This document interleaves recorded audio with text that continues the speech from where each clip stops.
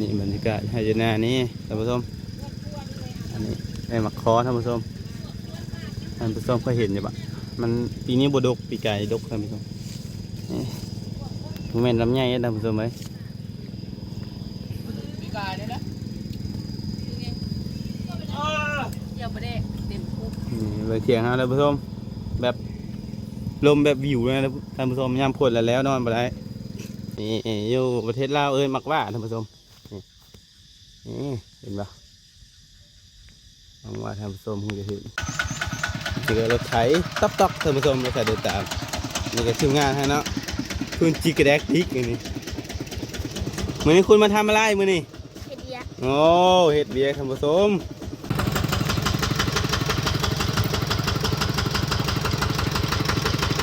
อะตูบะ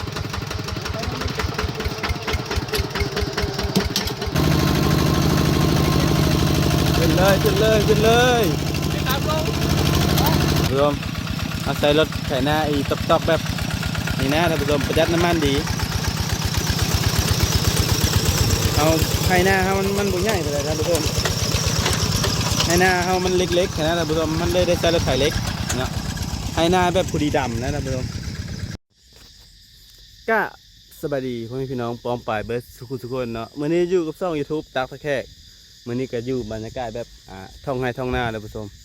เมื่อนี้เราจะพามาเบิ่งเนาะทีมงานเราเอาตะกร้าท่านผู้ชม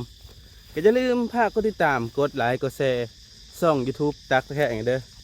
ปีนี้จะถ่ายให้เบิ่งเนาะวิวแบบแถวท่องไห้ท่องนาท่านผู้ชมนี่เนาะหน้าเราก็จะอยู่ทั้งลุ่มพุ่นนะท่านผู้ชมเนี่ยทั้งลุ่มนี้เราจะเมื่อเอาน้ำมักจับท่านผู้ชมเอาก็เอารถตอกมานะท่านผู้ชมนะวันนี้นะฝากกดไลค์กดแชร์เด้อท่านผู้ชมนี่ก็อยู่ที่เมืองไรแค่สปปลาวท่านผู้ชมโอ้ท่านผู้ชมแบบบรรยากาศแบบเย็นสบายท่านผู้ชมนี่ท่านผู้ชมอันนี้ท่านผู้ชมเอิ้นว่ามากยังแบบนี้ท่านผู้ชมแบบยังแบบนั่นนะยังมีอยู่ได้ต้นไม้กัดยังหลายอยู่นี่อยู่ประเทศลาวมักว่าท่านผู้ชมนี่เห็นปะมักว่าท่านผู้ชมคงจะเห็นนี่มักว่าท่านผู้ชมโคตรจะดกเลยท่านผู้ชมไหมตอนนี้ก็เวลาก็8-9 โมงแล้วแต่ว่าแดดยังบอกท่านผู้ชมฝนตกได้เมื่อคืนนี่คือมักว่าเดี๋ยวเราจะพาเราเบิ่งบรรยากาศท่านผู้ชมอันนี้เข้ามาแบบสไตล์แบบการกบการเขียนนะท่านผู้ชมว่าจะเยอะได้แถวหน้าเข้ามาการเมื่อนะอันนี้เขาจะเกี่ยมนะทีมงานเขาเอารถไถเมื่อเอาน้ำมาจับในหัวตะกาท่านผู้ชมเบิ่งไปยาวๆเลยท่านผู้ชม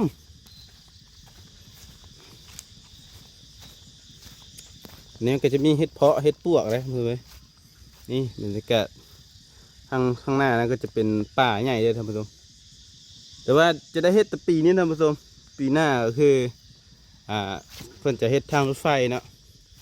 น่าจะติดหลายอยู่แต่หน้าเฮาแบบมันยังเหลือหลายเฮาก็ได้เฮ็ดอีกท่านผู้ชมถ้ามันเหลือเนาะก็ได้ไปหาเราซื้อหน้าบ่อนไม้ท่านผู้ชมเอ้ยเฮาจึงได้ความพัฒนาเฮาก็ต้องเสียสละทุ่งนาหรือว่าป่าไม้ไปท่านผู้ชมเลือกได้ก็ตักตะแคร่ก็จึงได้แบบเก่าอยู่แล้วแบบอยู่ตามธรรมชาตินี่เนาะรถไถตอกๆเดี๋ยวเราจะมือท่านผู้ชม เราจะมือเอาน้ำมาจับมาเฮ็ดหัวตะกร้าท่านผู้ชมเป็นแต่เกิดมาเบิ่งน้ำเดี๋ยวเลยท่านผู้ชมเด้อในทีมงานเขาเนาะท่านผู้ชมนี่ก็รถไถตอกท่านผู้ชมรถไถเดินตามนี่ก็ทีมงานเขาเนาะคุณจิกระแดกดิกนี่มื้อนี้คุณมาทำอะไรมื้อนี้โอ้เห็ดเบียร์ท่านผู้ชมทีมงานเขานี่เทิงก็มีเสียงมีงัวท่านผู้ชมเราจะจับเมื่อเฮือนเอาน้ำมาจับท่านผู้ชม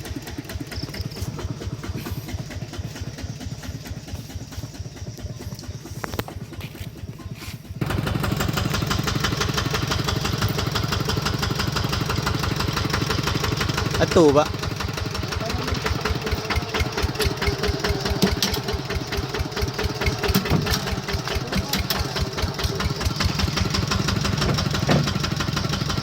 ตอนนี้ฮะจะเมื่อเอานะท่านผู้ชม จะมาเอาน้ำมันจักรผสมใส่เลยเทียบอะ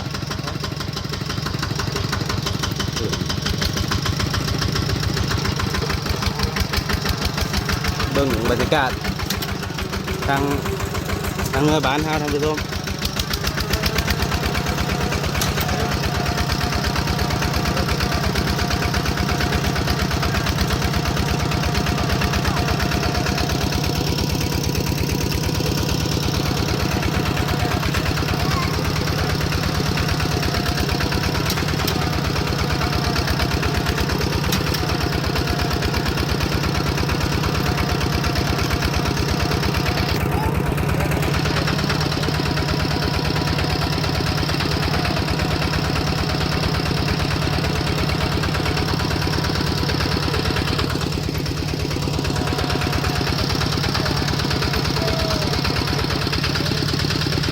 ไอ้ตู้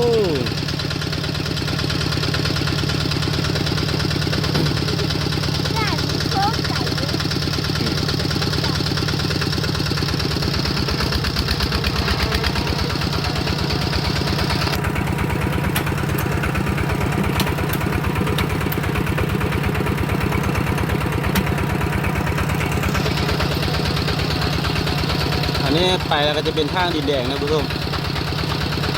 รถเฮามันจะบืนเท่าไหร่เดี๋ยวบ่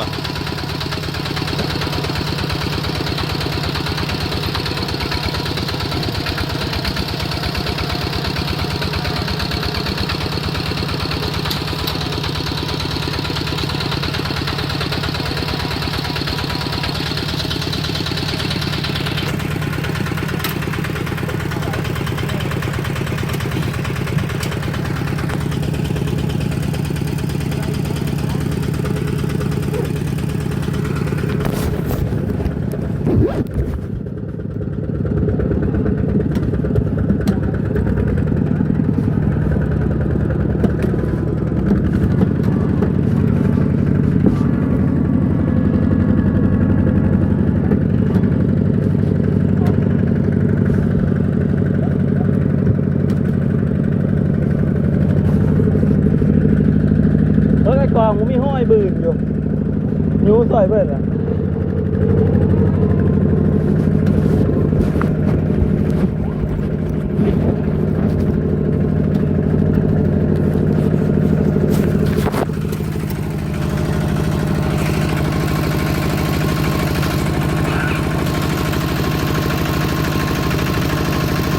นี่ก็คือทางไปหน้าเขาท่านผู้ชมมันก็เที่ยวยากไอ้หนึ่งท่านผู้ชมมันที่ตมมันเยอะนะทางข้างนี่ก็จะเป็นป่าไปเลยท่านผู้ชม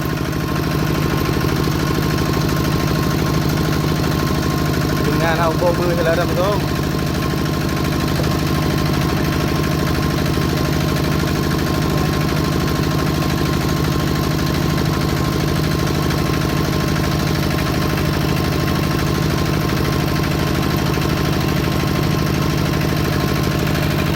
ทางนี้ก็คือรถอีต๊อกท่านผู้ชมไปแบบสบายนะ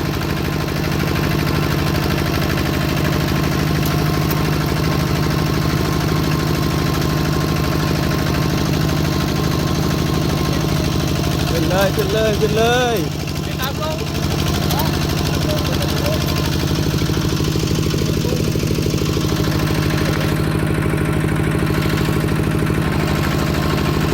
นี่ก็คือทางออกแล้วท่านผู้ชมออกเมืองบ้านแถวในเมืองแล้วท่านผู้ชมแล้วถ้าเบิ้งต่อไปเนาะเขาจะพาไปเบิ้งตอนทางเทศกาลเลยท่านผู้ชมไปเบิ้งได้เลยท่านผู้ชมตอนนี้ก็ทีมงานเขาคาดไปที่ห้อยท่านผู้ชมเนาะฝนตกก็หลายเติบท่านผู้ชมเขาก็ดูดน้ำมาเติมเนาะอันนี้ก็เขาจะเตรียมเอาก๊าซนะท่านผู้ชมเขาจะคาดนี่เนาะทีมงานเขาคาดเขาก็จะว่านท่านผู้ชมอันนี้ก็เอาตามที่ให้ท่านผู้ชมเนาะบรรยากาศเที่ยงเขาแบบทรงแบบโมเสดิร์นนะท่านผู้ชมทีมงานทำอันนี้ก็หลายคนหน่อยนึงบรรยากาศแบบอยู่ให้อยู่นะท่านผู้ชมบ้านๆให้ท่านผู้ชมเอ้ยมันต้องแข่งกับผู้ใดแข่งกับคนในใจเขาบอกแพ้คือเก้านี่ทีมงานนะท่านผู้ชมเอาใส่รถไถนาอีตอกๆแบบนี้นะท่านผู้ชมประหยัดน้ำมันดี เอาไห้หน้าเฮามันบ่ใหญ่ไปเลยท่านผู้ชมไห้หน้าเฮามันเล็กๆนะท่านผู้ชมมันเลยได้ใช้รถไถเล็กเนาะไห้หน้าแบบผู้ดีดำนะท่านผู้ชมอันนี้ก็บรรยากาศเถียงให้เถียงหน้าท่านผู้ชม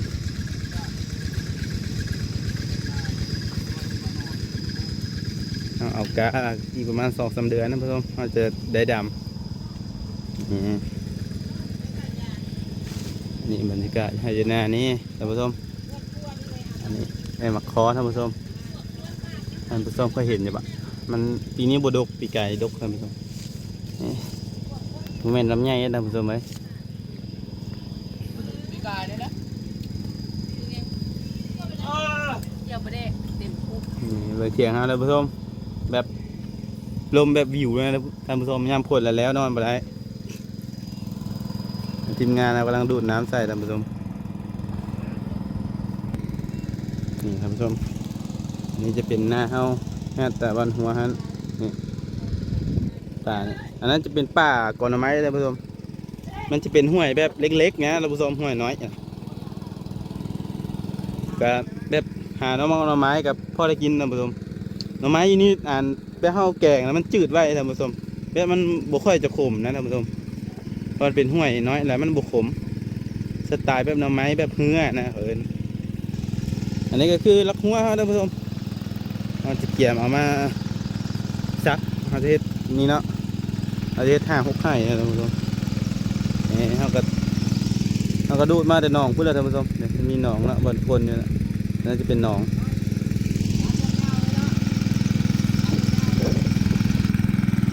นี่เขาก็ดูดขึ้นมาเอาท่านผู้ชมน้ำฝนตกมันก็ตกบ่แห้งไปไหนมันขึ้นงานเขาบรรยากาศหน้าเขากับต้นไม้กับมีระเบิดแบบเฮาฮ้อนเขาก็ไปเศร้าห่มพูดนะผู้ชมคือบางเว็บอยู่หน้าคนอื่นฮะเว็บมีแต่หน้าร่อนๆนะผู้ชมมันมีต้นไม้เนี่ยแต่ว่าหน้าเขาก็ยังเยอะนะมีต้นมะขอต้นมะว่าท่านผู้ชมนี่ก็คือเข้ามาห่มนะท่านผู้ชมเป็นงานเขากัน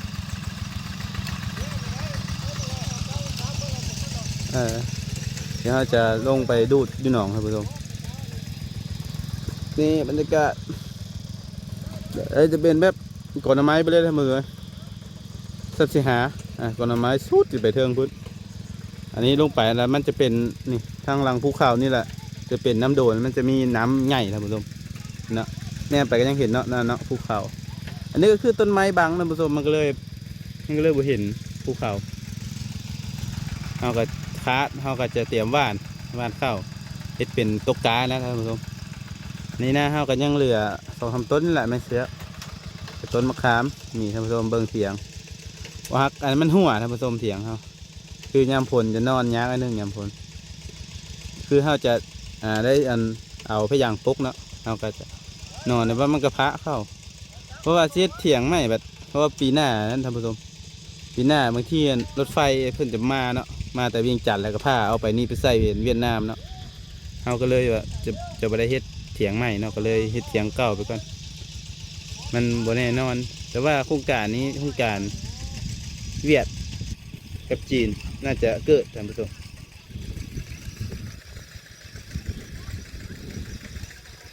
บรรยากาศเนาะอันนี้เขาจะใช้รถไถน้อยได้ท่านผู้ชมเขาจะไปใช้รถไถใหญ่ท่านผู้ชมนี่เขาจะย้ายใดลงท่านผู้ชมย้ายใดลงไปหนองเนาะ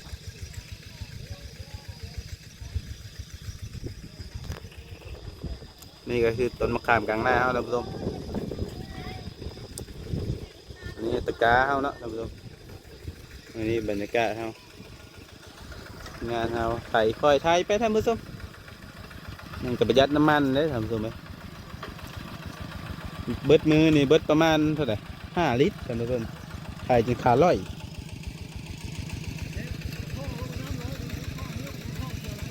นี่ท่านผู้ชมวิธีมอบเอาคนแก่เอานะท่านผู้ชมนะเอามอบแล้วก็ให้อันนั้นนะดินนอนแล้วก็จะได้บ้านข้าวปลูกท่านผู้ชมสุดท้ายนี้เราก็จบคลิปไว้ถ้ามีท่านผู้ชมก็อย่าลืมกดติดตามกดไลค์กดแชร์ช่อง YouTube ตักแขกให้เด้อเป็นกำลังใจสร้างคลิปต่อไปเราจะไปแบกท่อลงไปดูดน้ำขึ้นมาก่อนท่านผู้ชม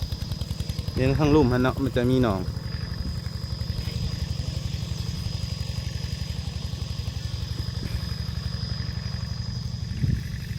ให้เบิ่งบรรยากาศเถียงห่างๆของเราท่านผู้ชมแต่ว่าก็สุขใจได้ผู้ชมไปเถียงห่างๆไปนี่ก็พยายามเกี่ยวข้าวกับมันน้อยคนเดียวต่างประเทศกันท่านผู้ชม